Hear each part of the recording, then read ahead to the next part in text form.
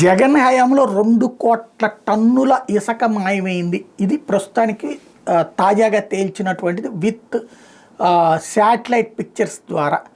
ఇది ప్రస్తుతం సుప్రీంకోర్టుకి ఇవ్వడానికి ప్రిపేర్ అవుతున్నారట. Very good. తర్వాత ఇప్పుడు ప్రస్తుతం జరుగుతున్నటువంటిది అప్పుడేంటి డబ్బులు వచ్చినాయి రాష్ట్ర ప్రభుత్వానికి, ఎంత వచ్చింది అన్నది కూడా లెక్కగట్టేసి చెప్పుకుంటే సరిపోతుంది. అదే సమయంలో ఇప్పుడు ఉచితం అన్నటువంటి పేరుతో ఎన్ని లక్షల టన్నులు ఎన్ని కోట్ల టన్నులు తీసుకెళ్తున్నారో కూడా ఇప్పుడు పిక్చర్స్ తీస్తే ఎప్పుడు కనబడతాయి? ఈ 6 నెలల్లో ఈ కదా కనబడేది. ఈ పిక్చర్స్ ఎప్పుడు తీయాలి? 7 నెలల క్రితం తీయాలి. 7 నెలల క్రితం తీయాల్సినవి ఇప్పుడు తీస్తే ఎట్లాగా? నెంబర్ 1. రెండోది, పోనీ అప్పుడు తీసినటువంటి అప్పుడు ఇసుకకి సంబంధించి నిజంగా ఇన్ని లక్షల టన్నులు ఇన్ని కోట్ల టన్నులు కనుక వాడితే ఎన్ని బిల్డింగులు రావాలి? అంటే అంత అభివృద్ధి జరిగినట్ట. పోనీ ఇతర రాష్ట్రాలకు వెళ్తే ఇందులో 10%, 20%, 30% ఇసుక వెళ్తుంది.